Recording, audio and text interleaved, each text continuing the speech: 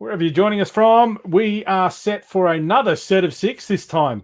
We are talking to our friends in Belgium, and I'm very happy to introduce to you the president of Touch Belgium, Jane Gimber, and also the youth director, Laurent. Thank you for joining us. Thank you, Adam. It's a pleasure to be here. Yes. Sorry, I believe it's midday over there, so right in the middle of the day. It's at 8 o'clock here in Australia in the evening, so yeah, welcome. Thanks very much for taking time out of your, what I would imagine, are very busy days, and joining us for a set of six where we're trying to touch base with the touch fraternity all around the world. We've had some great conversations so far, and I'm sure there are plenty of people out there interested in hearing what's happening in Belgium as far as touch goes, and also hopefully we'll get some questions from the audience throughout. So once again, thanks for joining us. Jane, I'll start with you. Tell us a little bit about the Jane Gimber story. How did you become to get involved with Touch Belgium?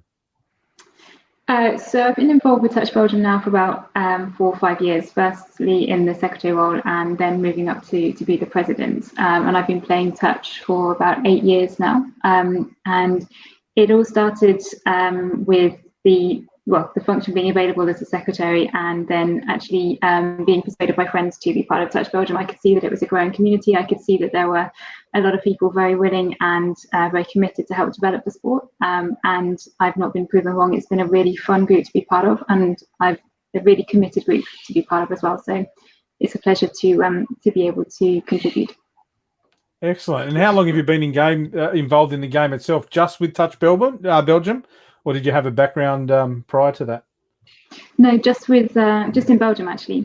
So I moved over from the UK about 12 years ago now, and I've been playing touch for about 8 years. So I discovered the sport in Belgium. I've been playing here ever since. Beautiful, great to have you aboard. And so, Laurent, what about yourself, mate? Tell us a little bit about your story and background in the sport. Okay, so I'm Laurent Bondon. I'm French, and I arrived in Belgium, I think, 20 years ago.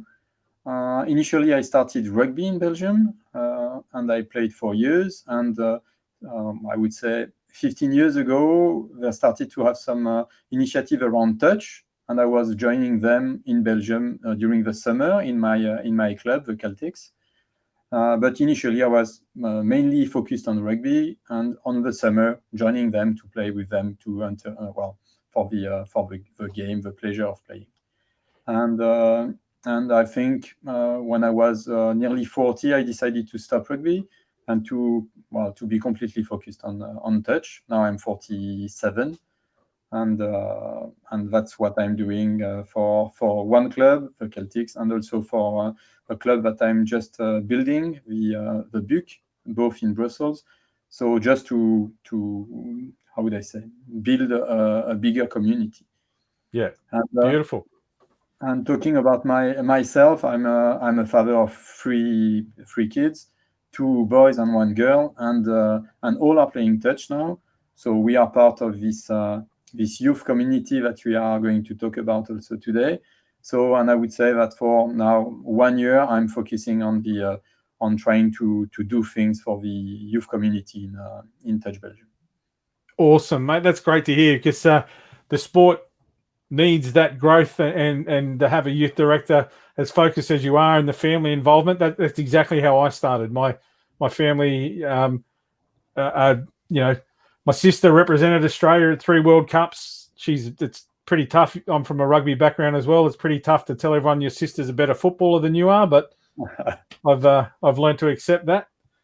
But so it's great to have you on board, and we'll kick off with some of the questions that we've been asking around the world, so that everyone can understand what's going on with the sport. COVID-19 pandemic obviously has affected the country of Belgium in general. Can you give us a little bit about where you're at there and how it's affected the touch footballing fraternity more directly? Sure. So I think when the COVID-19 pandemic started, Touch Belgium, as many other countries, were in full preparation for the Euros. We'd also played 2 legs of our national championship, had 2 more to go, and we were about to hold a social tournament that we generally try and hold at the beginning of the year to sort of bring more social players into touch. And we had a new touch section that had just started as well. COVID clearly stopped all of this for health and safety reasons. And in Belgium, lockdown started in mid-March and continued until 1st of July, when we were able to play matches again. I think Belgium in general has reported quite high numbers of COVID due to the reporting and the testing methods that they've employed. And in the touch community, the fact that playing stopped, training stopped for a certain amount of time has obviously had an impact. It's had an impact across the globe. And it has slowed down momentum, I think, everywhere. That was inevitable, but very important for the health and safety consequences of COVID. Exercise outdoors was still allowed throughout lockdown, so we were lucky from that point of view. And what we're focused on now is just getting the momentum back. And now that we're allowed to start playing again, giving players those opportunities to play, getting the clubs together. One of the additional factors that slightly complicated the return to sport here, which I'm sure has been seen in other countries as well, is the uncertainty throughout the phased approach. So originally we were allowed to play sports, and then we were allowed to play contact sports. We started with smaller numbers to start with, and then we've gone to a graduated approach of allowing more and more players back to trainings. We do still have COVID procedures that remain in place. The presence of a COVID manager, for example, precautions during training, such as using hand sanitizer, registration of players, everybody's adhering to these basic health and safety precautions. But happily, we're about to have our first social tournament taking place this Saturday to bring together players that haven't played a tournament for a while, and that's open for established clubs and new touch sections. So we're hoping to get quite a few players back on the pitch this weekend. Oh, that'll be awesome. And Laurent, from the youth perspective, how do you think it's affected development of the youth part of the sport? Well, you anticipate some of the reflection I had. The difficulty was that we don't have as such a lot of youth who are involved only in touch. Most of the players that we have are coming from the rugby environment, and we give them the possibility to also prepare themselves last year to prepare the GTC that we are going to occur in Wales during the summer.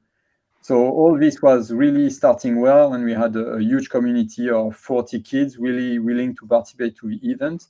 And of course, suddenly all stopped, even the rugby, and for them suddenly we missed the target. So it was a difficult part, and now we are thinking of restarting a season, but we already know that it's going to be a very strange season.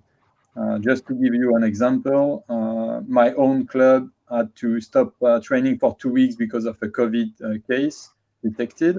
So this is the first time, but I'm sure we are going to have this not only in Touch Belgium community, but in all teams of sport games.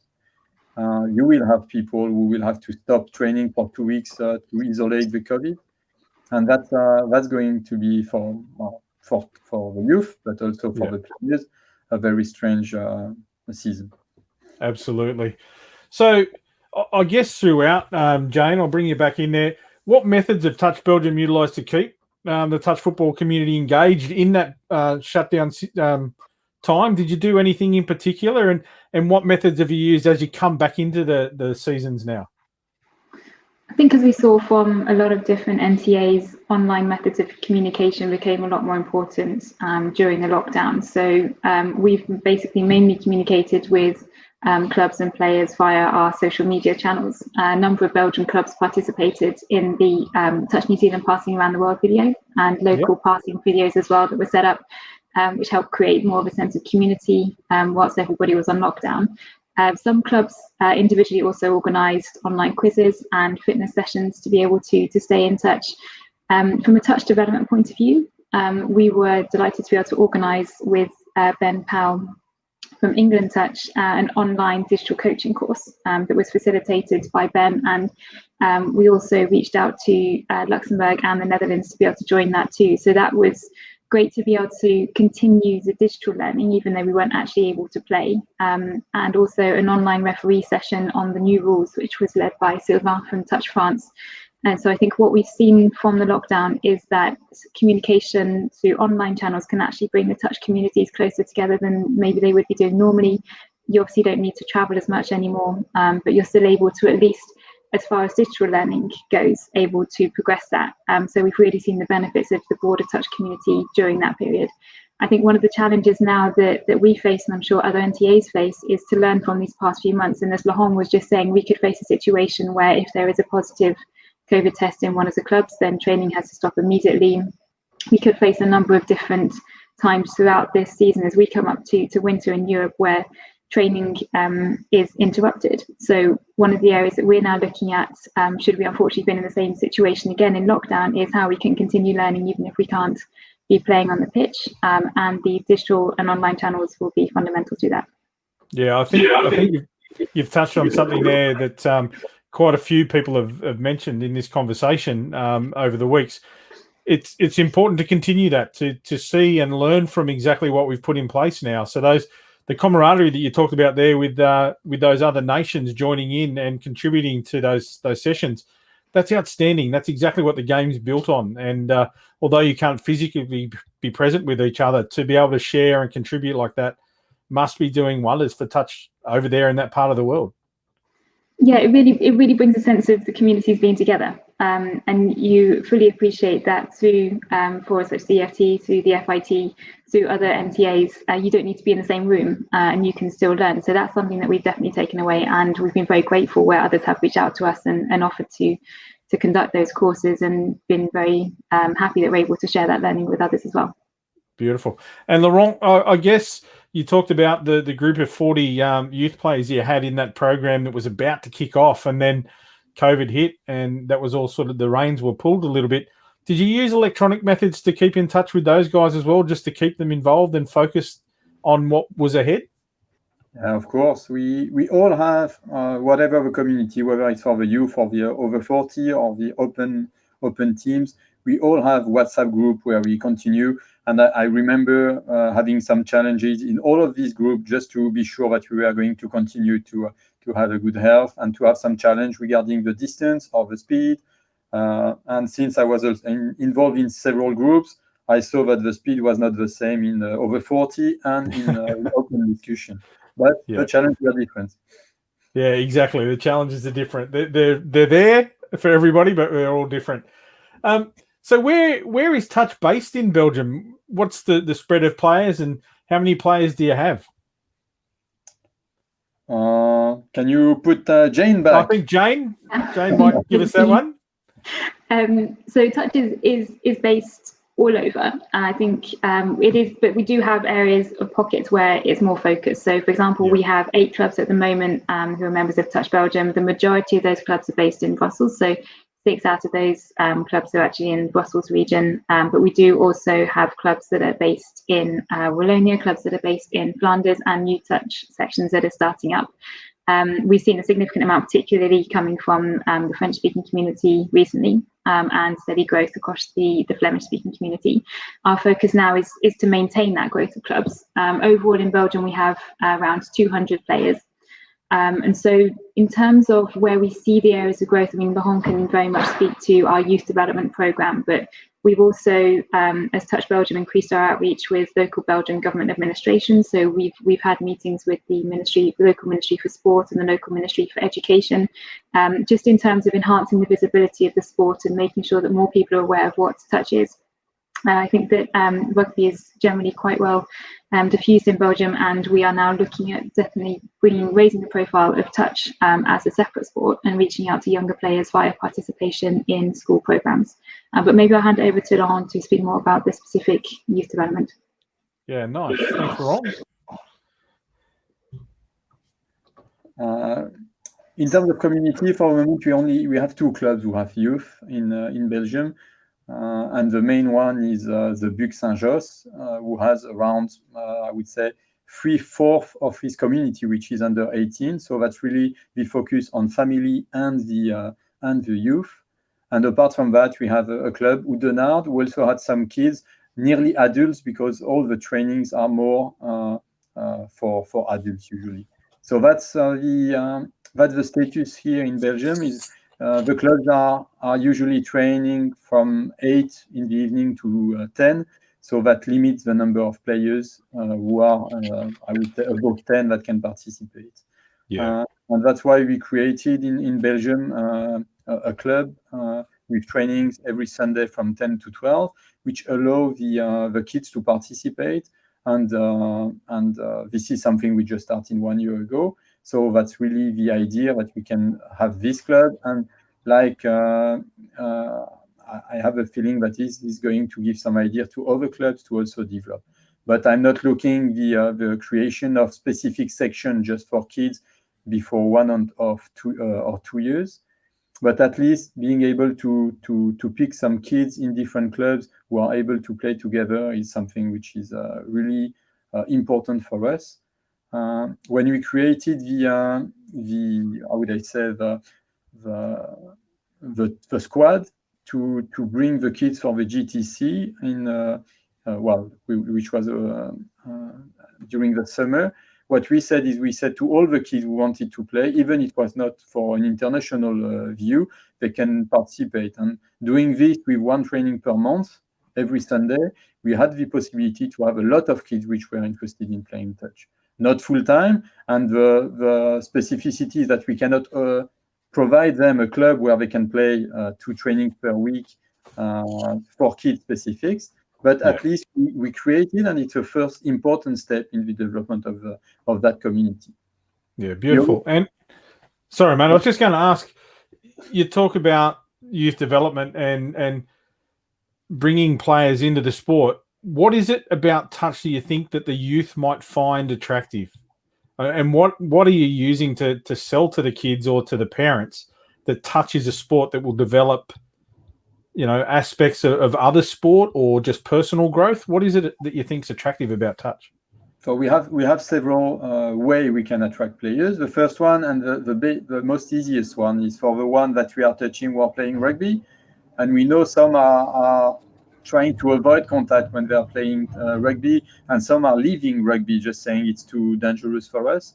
And this is one thing that we can bring, is that touch is not dangerous.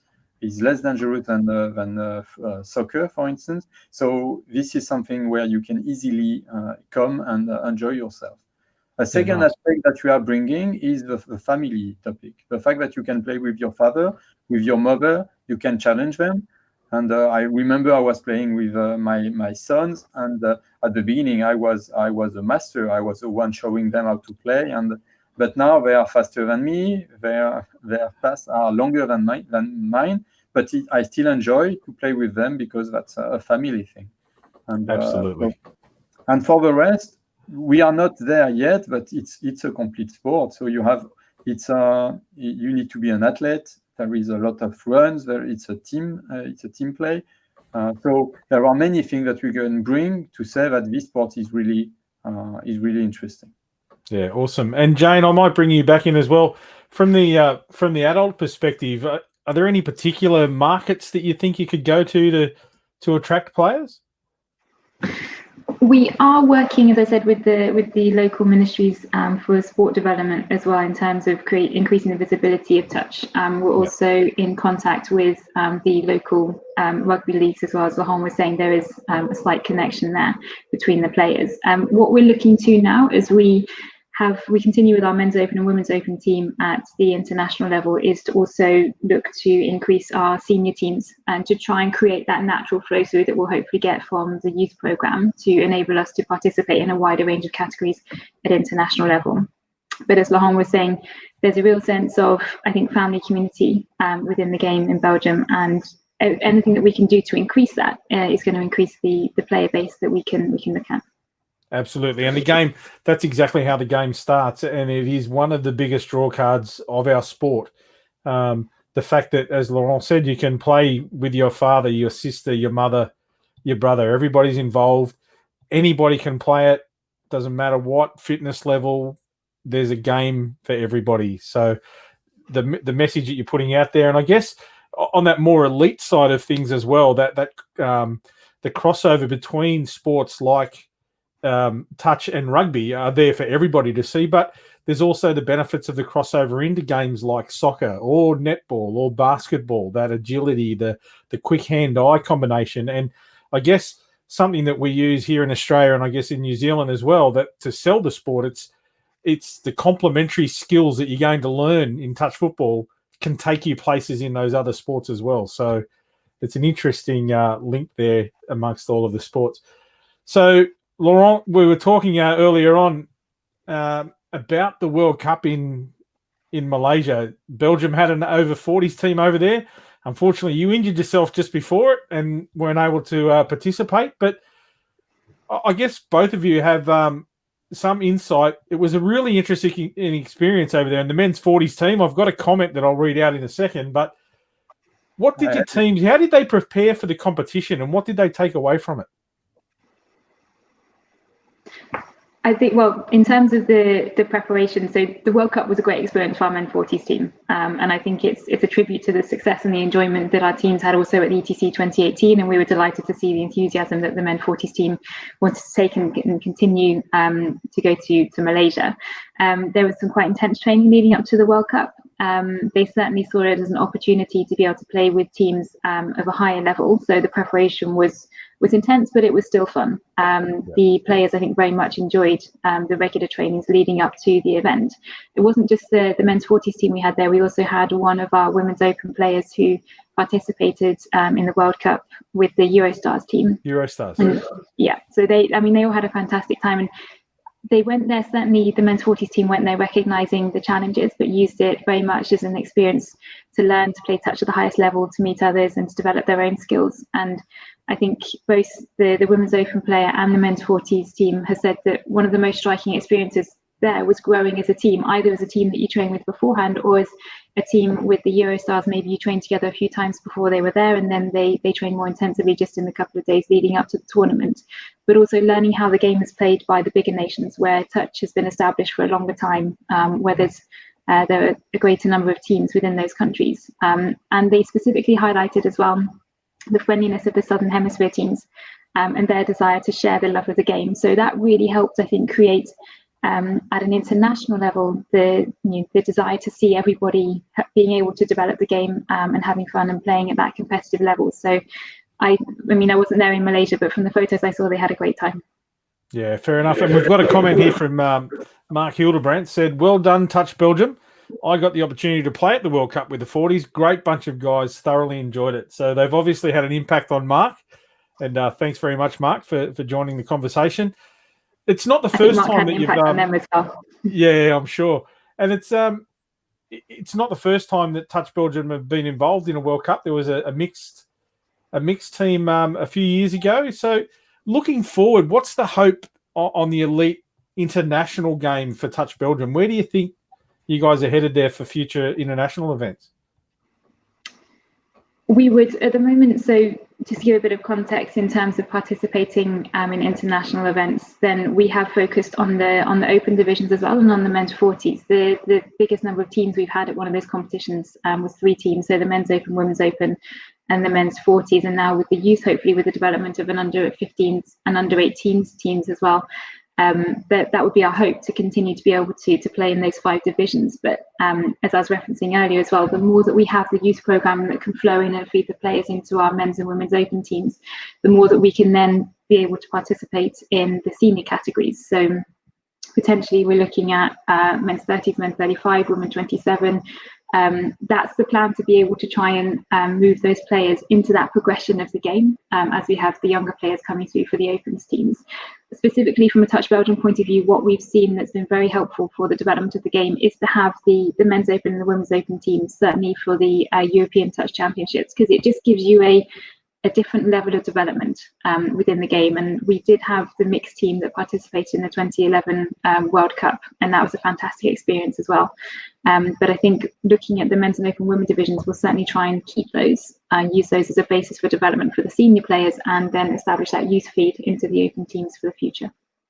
Yeah, nice. And I guess it leads us into something else that we've asked everybody else, or from the conversations that we've had, all of the other nations have touched on the need for high-level touch football, a constant need, and that's the difference that you see in the Southern Hemisphere teams and some of those other developing, next-tier nations. And South Africa, Japan, England have been outstanding. Scotland, those teams that have been travelling around the world, just taking in the sights and sending individuals over to international competitions to play.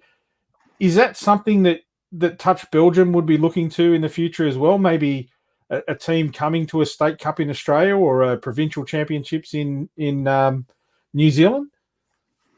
We would never say no. I think it depends on a number of factors. Not least if we're able to travel, and certainly the benefits of playing international touch are numerous. Certainly you get to see a different level of play, playing against different oppositions, looking at the different techniques from the game. We've also been looking at and analysing some of the games from the World Cup, which have been very helpfully broadcasted, because that also enables us to see the approach that different teams take to those games. So what we're really keen on doing is continuing the energy and motivation from 2018 and 2019, notwithstanding the pause that COVID has placed on us. But with the 3 teams that we had in 2018, I think the places that we secured in ETC were some of the highest that we've had within that competition. And so the benefits absolutely can't be denied of playing at that level. It gives us also, as Touch Belgium, an area to focus on. It gives us goals that we want to try and reach for the next international competition. So we're very much looking to continue that development path, and to be able to get the younger players coming through. But certainly in terms of traveling, we've seen, at least as we were saying online, the benefits of reaching out to the broader touch community, and that's something that we'd like to continue with in terms of playing opportunities as well. Certainly within Europe, we're very lucky that we can arrange tournaments relatively easily with other European countries. Taking it to that international level is certainly something we would like to do over the coming years. And what about, as you mentioned there, with travel, when the borders reopen, you'd open your arms to some teams coming over and taking on Belgium, or bringing some experience over as well? Yeah, absolutely. I think that's one of the best ways to develop as well. And we do run, we started the past few years running an international men's and women's open tournament. And that's been the success for that has been building over the last number of years that we've been running that tournament for. And I think we had overall about 16 teams competing in our last men's and women's international, coming from all over Europe. And that was fantastic to see, because it means that we can develop our level of play. We can also develop our level of referees at the same time. So we are looking to make sure that Belgium is one of those places where teams know they can come to us, as well as us traveling to other countries, and able to have that opposition and to be able to learn. We're very happy to host other countries. I'm sure that we'll spread that message loud and clear, and through the mechanisms of the set of 6 here, we've had plenty of people viewing and able to come back, and if they're not watching it live now, they can come back and watch it later on, and they'll hear you say that. And I'm sure the way the touch fraternity works, when the borders reopen, we'll be looking to spread our wings and get as far away from where we're at as possible. So there might be plenty of players putting their hands up to say, let's go to Belgium. We've also got Simon, a comment there we can see up on the screen. Have you got any oldies for the men's Eurostars 50s touch team to play in the Euros 2021? So already they're looking to take players from Belgium. I might hand over to Laurent for that question as part of the men's 40s team. Hey, Laurent, you're not old enough yet. I'm sure we have some candidates that would be interested to play in the Eurostar team. So the difficulty is sometimes you have to get some of them to play in the over 40 teams.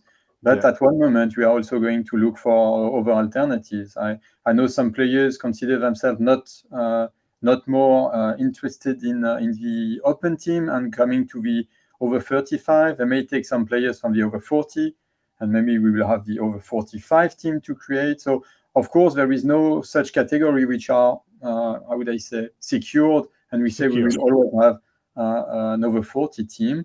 It depends on all the potential. And the other thing, it also depends on the interest of each competition. So far, the most interesting competition with the maximum number of teams was the over 40. So maybe one of the most important competition. So I'm almost sure that if Simon, you are looking for players being over 50, you will have some who are maybe a bit old to be with the over 40 and still willing to play in a competition, and maybe share some time with their friends going and travel around also for the Euros. Yeah, nice. That's great. And that's what the game's all about. We've also got Nicholas has joined us as well. So a shout out there to Nicholas. Hi, all. Love what you're doing. And he's also saying hello to Mark. So maybe maybe Nicholas was a member of the men's 40s team and has a bit of a background with Mark. He's a good asset. Just like Mark that you mentioned, these guys are great. I didn't have a chance to meet Mark because he just joined the team directly in Malaysia, but I heard that he brought a lot of experience to the group. And Nicola, who is for a moment more a golfer than a touch player, I hope he's going to leave the small balls and come with us with the big and oval balls. And bring some more players with you there, Nicola, as well. So I guess, Jane, how can the other touch-playing nations around the world, not just in Europe, but right across the globe, how can we help Touch Belgium? What is it that you'd like to see? Or if you had a massive wish list, what would be at the top of that wish list? There's quite a big wish list for the development of touch in Belgium, and we're working on sort of ticking it off. But I think one of the things that COVID has shown us is that online digital learning can continue no matter what the circumstances. And the touch community is a great wealth of experience, learning, and skills. And so sharing that to the extent possible is going to be beneficial for us all. Particularly in Belgium, we're focused on maintaining the development within the clubs and being able to provide those resources that clubs need to be able to continue to develop. We're also focused on our coaching community and on our referee community. And we have had quite a lot of significant growth, certainly from a referee point of view. I think over the course of 2019, we had 10 new level 1 referees become qualified, 2 level 2s and 2 level 3s. And that's been with the help also of the international community. What we're really focused on now is continuing that growth and providing the opportunities for those players to be able to upskill and become newly qualified referees, but also enabling the coaching community as well. I think that's one of the areas particularly where ideas, as much as they can be shared, obviously we're given the lead up to the international tournaments, but we really saw from the online coaching course that we were able to host with Ben from England Touch over lockdown, that was very beneficial, and it raises a lot of questions in terms of how different countries are coaching, what are the techniques that they're using. I think this is one of the areas where the more ideas there are, the better, and the more that we can share those experiences, the better it will be for the international community. So that's certainly one of the focus areas that we would like to develop as well. And like I said, we've been very fortunate with people across the Touch Belgium community who are willing to give so much time and commitment into what it is today. We're very happy to share what we've learned with other countries, and we would like to see that the international community also continues to do what they're doing and able to share those ideas with us as well. It is very much a relationship. The word that you mentioned there with the sharing, that's been at the forefront of the game's development right across the globe, obviously starting here in Australia and New Zealand, but countries like South Africa, Japan, England, the impact that we've had where experienced coaches from the two, strong nations take that knowledge and that insight into other countries and develop from there. And I think what you've touched on there about the coaching aspect and also the referees, the game won't develop if you don't have officials that can maintain that development and growth. If your coaches aren't there to take players to the next level, the game itself won't grow, it'll stagnate. So I think you've really hit the nail on the head there with developing your own people in those aspects. Yeah, and we've been as well in a very fortunate position to be able to have people over to help us develop as well. We've got a great NDR who's leading the development there, and some fantastic coaches that are working with the clubs and working with our national teams to improve the level of play in Belgium. Interestingly, what we saw a few years ago was actually the level of play was potentially becoming more advanced than the level of refereeing. So we've taken measures to make sure that clubs are able to provide those referees, for example, for our national championships, with the support of the wider community coming across and being able to provide advice to our referees in addition to what we can provide. So that exchange of information, that sharing of information has been very helpful. To the extent that we can continue to do that, with traveling with our tournaments, we're very keen on making sure that can happen, but also looking at how we can use the digital online learning as well, in case we are in the same situation as lockdown as a few months ago, to make sure that learning can continue. But you're right, it's all about sharing those resources and building up the international community, and we've certainly seen that on the continent, and with other NTAs. So we're very keen to be able to participate in that. Yeah, and again, another comment here from Tim Murphy. Touch Switzerland always enjoys a positive relationship with Touch Belgium and playing against. Great to see the game growing in our countries. And that's that's that relationship again, the impact that Belgium have obviously had on the continent, and that growth and the sharing between those countries. It's clear from just these comments that are being made. And it's fantastic to see, and like I was saying, it's all, we're very fortunate here that we've got so many people within the Touch Belgium community who are willing to give up their time and resources to help the development of the game and to reach out to other countries. And it's mutual. It certainly is not one way. And if I can think of an example as well of the recent FIT workshop that was held in Paris towards the end of last year, that was a fantastic experience also to meet other people from the broader international NTAs. And once that connection is established, it's so much easier to reach out on a bilateral basis to have those conversations and to see what other countries are doing to develop certain sections, to share ideas. So we know that the Netherlands and Luxembourg have done some fantastic work with their youth communities as well. So you can see where you have similar areas of development, similar needs, and just having those contacts has been really helpful to be able to reach out. Yeah, being able to start from a base where you don't have to reinvent the wheel, you don't have to create something from scratch. Just exactly. to be able to, that's fantastic. And it's great to hear that that's happening. So that's exactly what we're trying to achieve. Laurent, I want to go back to you on that same question. If you had a wish list for youth development, what would be that number one item on the list? The wish list would be to have a bigger community and more clubs willing to go in that direction. That would be the most important. But just to bounce on what Jane was saying, the community around the youth is also great. And I had the chance to participate to the preparation of France for the GTC in Marcoussis. And I was in contact with a person in charge, Arnaud.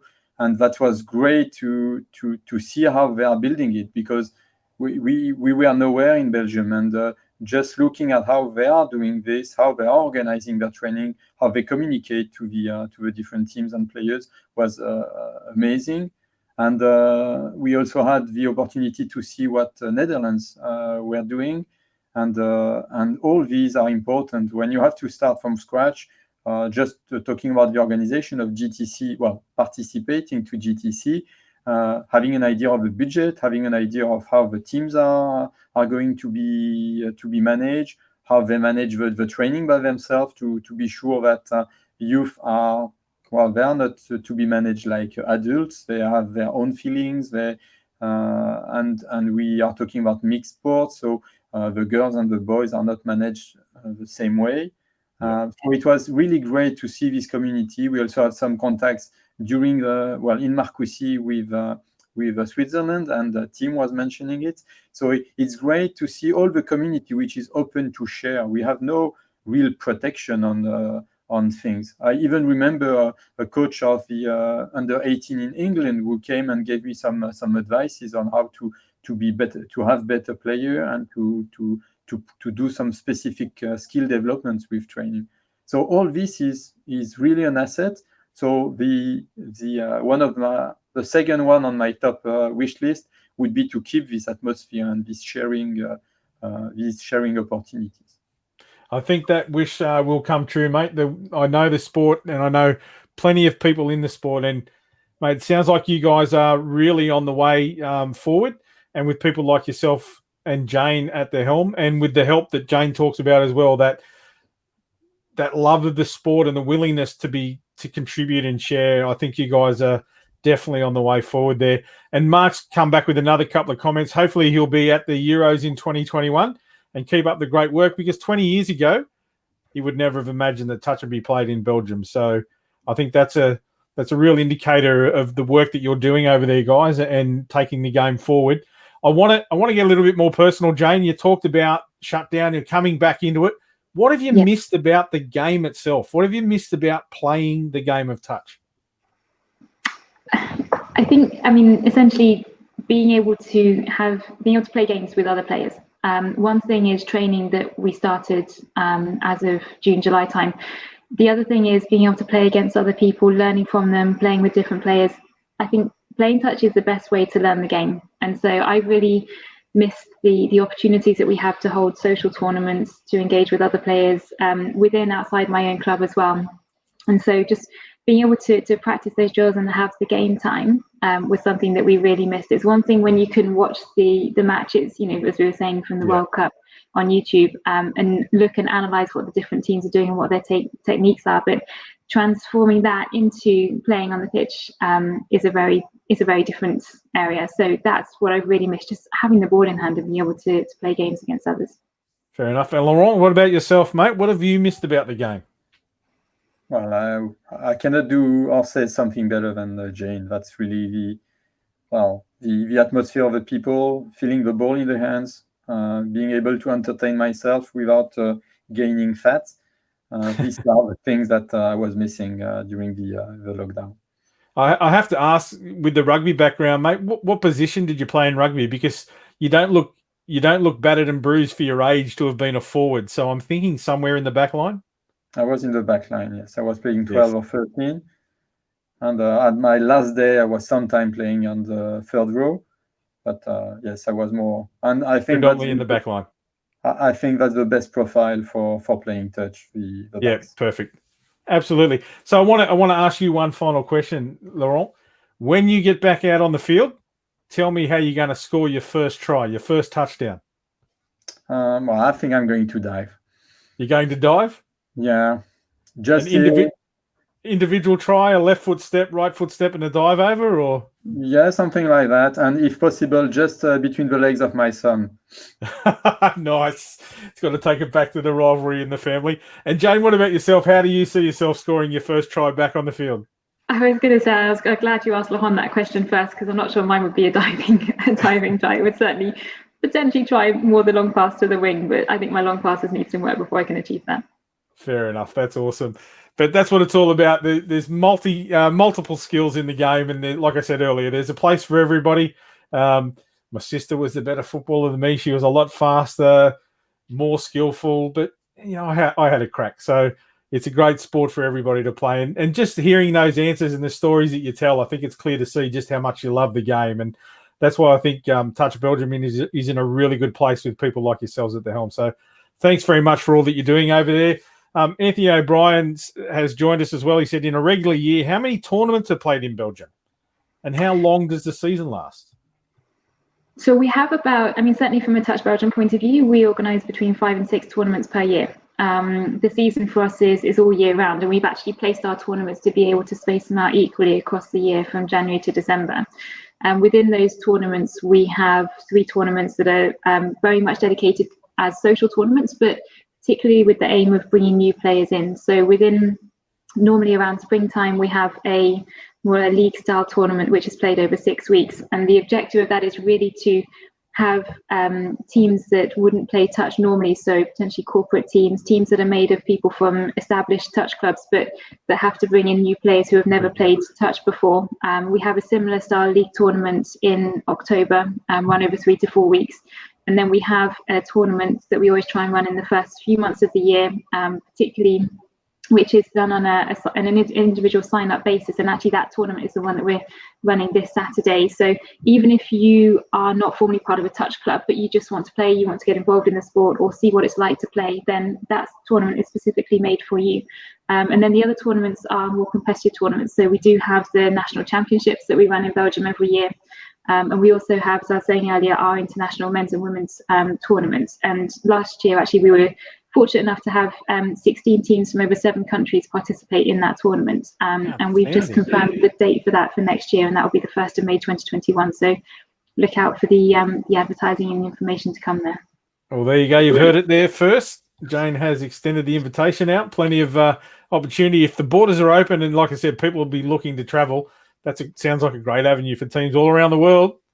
The men's and women's event for Belgium. Yeah, outstanding. And thanks for the question, Anthony. It's great to have you on board. And, before we close off, Nicola has come back with diving ! I think that might be for you, Laurent. He just a bit exasperated there that you might consider yourself as a diver, especially between your son's legs for that try. Absolutely. I love the banter. It's great to see.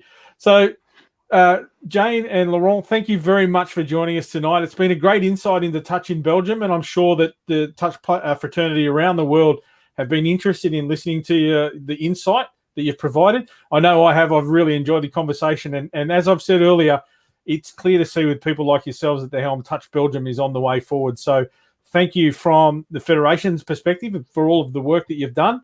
And Jane, I'm certainly happy that you discovered the game of touch football 8 years ago, and Laurent, with your background as well, and developing that youth, such important aspects of our game's development. So thank you very much for the work that you're doing, and may it prosper. And hopefully, people that are listening to this will take the invitation and come on board and join us over there in Belgium at some stage.